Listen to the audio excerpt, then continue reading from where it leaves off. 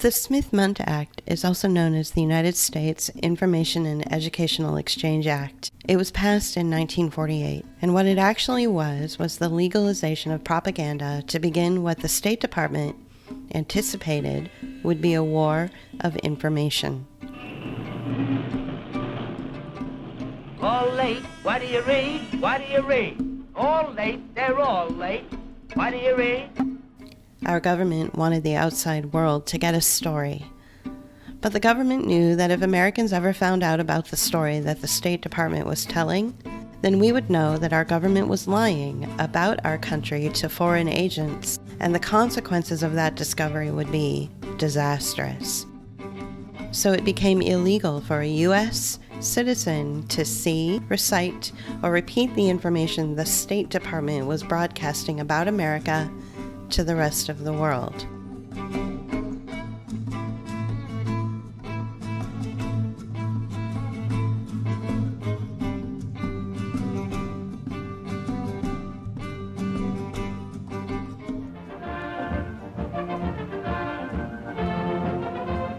America goes to war.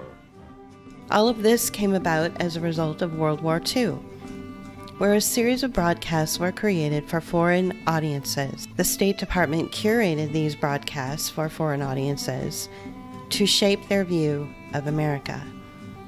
Congress passed the Smith-Mundt Act because they felt it would be dangerous for American citizens to know what the State Department was telling these foreign actors about the United States.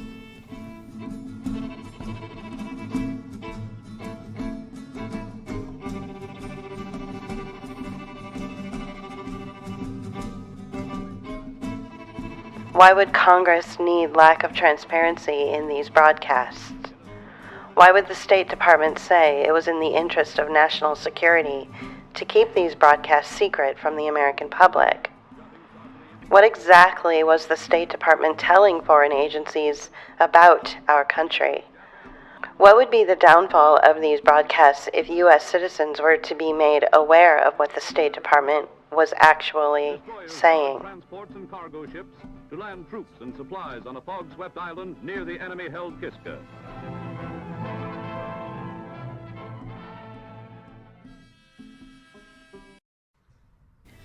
In 2012, the Smith-Mundt Act was modernized. This bill was designed to make it legal for U.S. broadcasters in the media to release official propaganda which had previously been illegal, so that propaganda could be weaponized against U.S. citizens. The Smith-Mundt Modernization Act did not dispose of propaganda, but it actually made it legal to lie to the citizens of the United States. The government accomplishes this by building a lie, and the press or the media take that lie to the people. Why would the United States wage war on its own citizenry by using weaponized propaganda to do so? How would they accomplish this big lie? What would be the outcome of this weaponized lie? In 2015, Barack Obama signed the executive order using behavioral science insights to better serve the American people. This executive order wanted to identify policies, programs, and operations where applying behavioral insights could yield substantial improvements in public welfare, program outcomes, and program cost effectiveness. Ultimately, what this means is that behavioral scientists were brought in to nudge behavior. This nudging would inspire individuals to do or say things or make decisions about themselves that they would normally not do. The executive order allowed for the recruitment of ways in which the government could use to identify policies and directives to help qualifying individuals access various benefits by appropriately streamlining processes which may delay participation or streamline public behavior.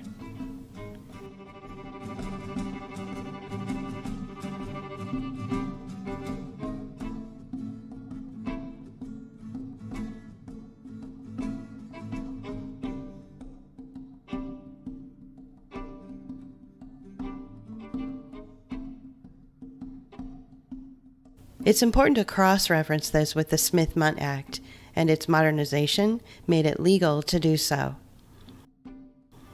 What sort of platforms or institutions beside the media would be used to nudge or coerce people to do things they would otherwise never do? The goal was for the messaging to achieve an outcome. The tools used to coerce behavior and force people to do things they would normally never do are the same tools terrorists use on their captors. Fear, shame, and the idea that an individual might be missing out on something in life that everyone else is doing. Researchers made it clear it was important to get the public to do a thing that they would otherwise never do if they had all the facts.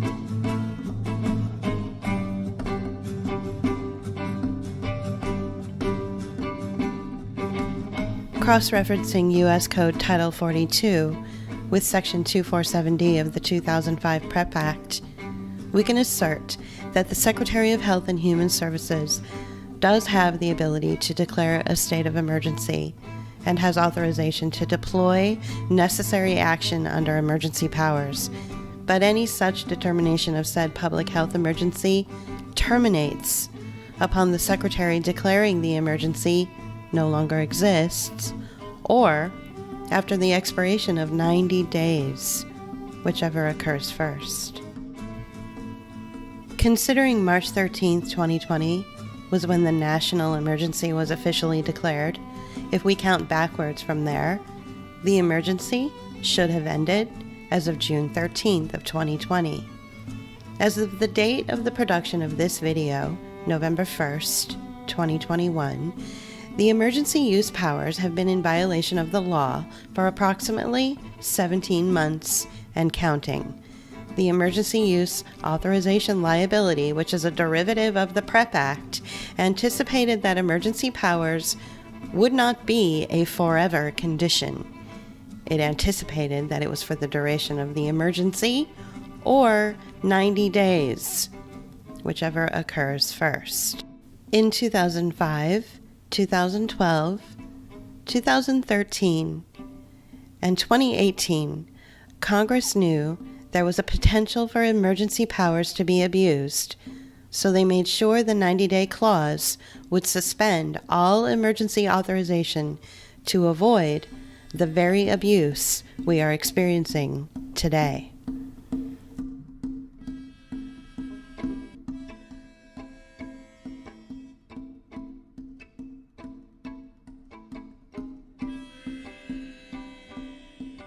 By the way, the United States currently has 2 emergency use authorizations taking place right now.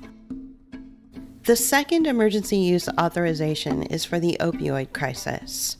Since October of 2017, the opioid EUA has consistently renewed every 90 days in perpetuity. The grift continues in order to keep the programs in place that make money off the continuing crisis. Incidentally, Moderna has an mRNA solution for opioid addiction. This injectable needs to be authorized under emergency use because there is no way to get it authorized under standard clinical trials.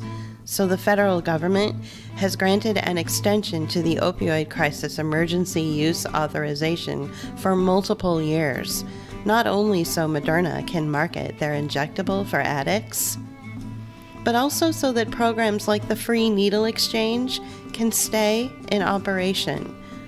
When it comes to the business of opioid addiction, there is a never-ending supply chain of programs, services, equipment, syringes, and so-called preventative services that stand to make a lot of money as long as the emergency use authorization keeps renewing every 90 days. This is why the state is supporting harm reduction policy for opioid addiction. Look, you're smart, you're cool, and you don't want to die, so you do things to reduce the harm of the risks you take. That's called harm reduction. It's all around us. Harm reduction is a policy that encourages the addict to continue their addiction while supplying Narcan to prevent from overdosing. You see, there's no money in overdosing. So with harm reduction, the enslaved addict can help keep the agencies and programs afloat while allegedly minimizing their addiction.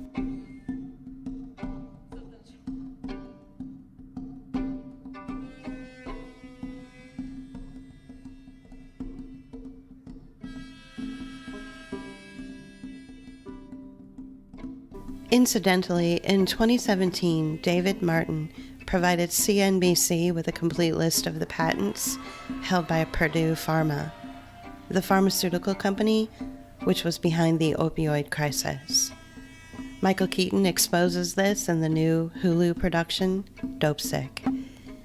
These Purdue patents were for a form of opioid that was non-addictive. CNBC, various attorney generals, and various officials all across health and human services were all aware of these Purdue patents for non-addictive opioids. But, as we've discovered with patents, filing patents are not necessarily to get the idea going, but to keep the idea from the market.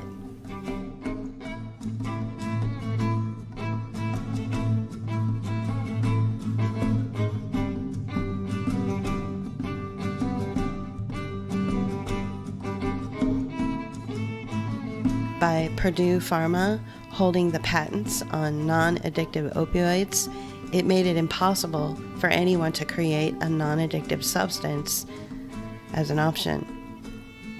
Why would they want to keep non-addictive painkillers from the public? Because there is no money in that. By the way, in a completely unrelated set of circumstances, the National Institute of Health lifted their moratorium on gain-of-function research the same year David Martin went public with Purdue Pharma holding the patents for non-addictive opioids. What can we learn from this? By holding the patent for non-addictive opioids, keeping it from the market, it set the precedent for the current COVID-19 Emergency Use Authorization we are living under now. What other options are being held from the market? And it's important to note that we can directly correlate the highest rise in opioid-induced suicides this country experienced in 2020 alone with Purdue Pharma keeping the non-addictive opioids from the market. We can safely say that Purdue Pharma are directly responsible for those suicides. Let's put this together. We established that it's legal for the government to lie to the people by withholding information the State Department shares with foreign agents. We modernized this by making it legal to actually lie to the people through propaganda, which then allowed behavioral scientists to slip in and coerce people to partake in behavior they would normally never partake in, while we keep renewing emergency use authorizations for manufactured crises that keep programs and services funded in perpetuity.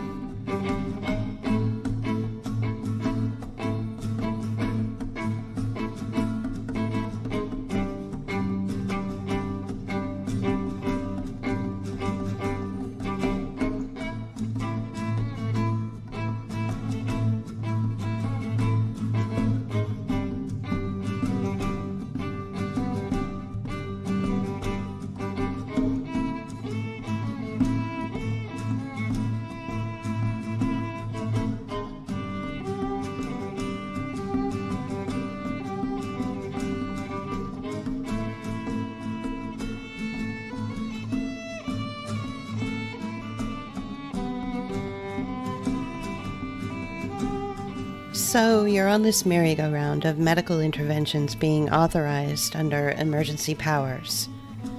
You're convincing yourself it's the right thing to do. But what happens if you become injured during all this?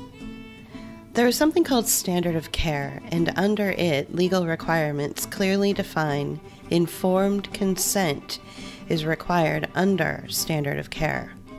In tort law, standard of care is the only degree of prudence and caution required of an individual who is under a duty of care. The 2005 PrEP Act may waive liability for makers of the COVID shot, but it doesn't waive liability for any number of people who fail the basic practice of standard of care. Should an individual experience a contraindication as a result of the countermeasure, that's a fancy way of saying, should you become injured as a result of the COVID shot? The standard of care was neglected, then whoever coerces or enforces the countermeasure on that injured individual may be held liable through willful misconduct within that standard of care. The Public Readiness and Emergency Preparedness Act, the PrEP Act, clearly states that willful misconduct includes the failure of a healthcare provider or system to provide the legal requirement of informed consent of a fair and equitable treatment of both the benefits and risks of all the things that are required under the statutes. And failure to do that is, in fact, willful misconduct. Any person injured or harmed has an action to be taken by virtue of the PrEP Act itself. In other words, if you've been injured, you have a case. You've been told you don't repeatedly by the very people that have been monkeying around with your decision-making skills and convincing you to participate in potentially harmful experiments.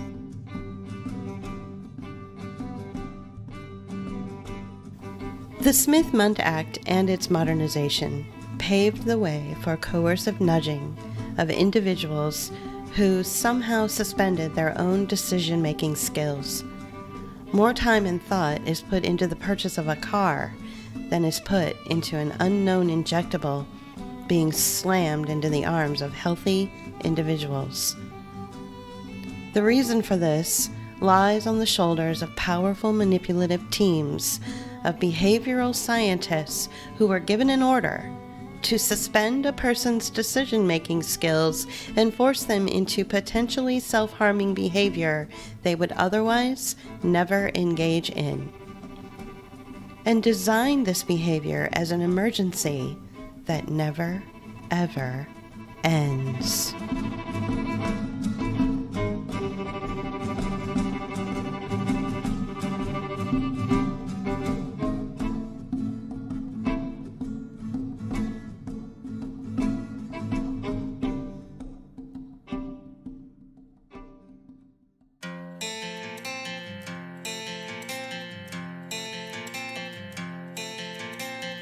There's something here I can't define. I bet it's all just in my mind. I sense there's nothing left to find. Where do I look? Lord knows I've tried. I paid my dues, I did my time. I sold my soul, now give me mine. My friends, they've gone and moved away. I've kept on going, here I stay. Up in my tree, I'm so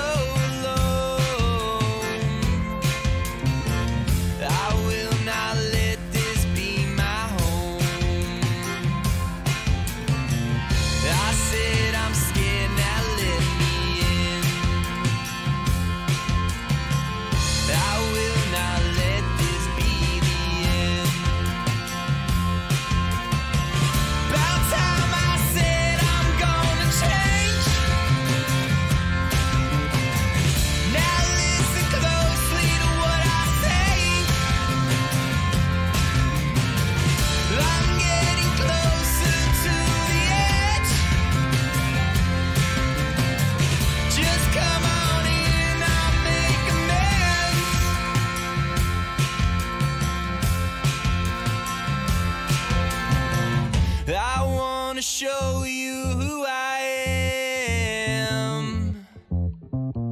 Here is my soul, please take my hand. I've always felt I can't defend the way my world is caving in. I paid my dues, I did my time, I sold my soul, now give me mine. I said I'm scared, now let me in. I will not let this be the end. About time I said I'm gonna change.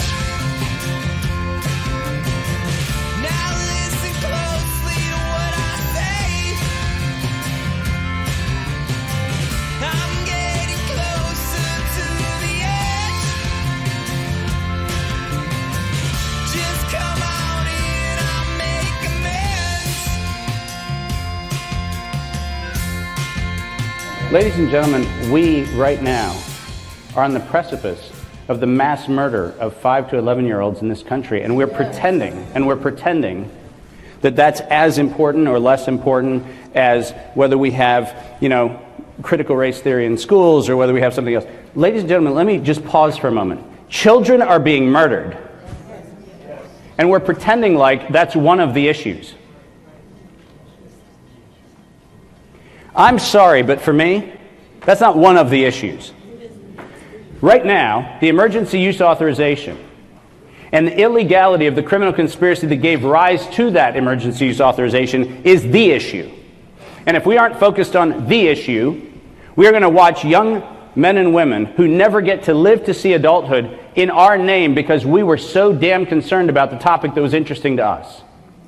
And I'm not going to stand on another stage being a drive-by shooting theater puppet, which is just there's the Dave show, and then we move on to this show and that show and something else.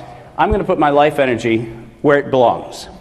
I am going to put my life energy on a single focus, which is until we hold the criminal conspirators accountable and until we end the emergency use authorization, we're not done. And there is no other topic right now, and I don't care what topic you love, there is no other topic that I'm concerning myself with save the preservation of the next generation from a mass-murdering, genocidal, psychopathic group of criminals who've decided that they can look on a 5-year-old with contempt.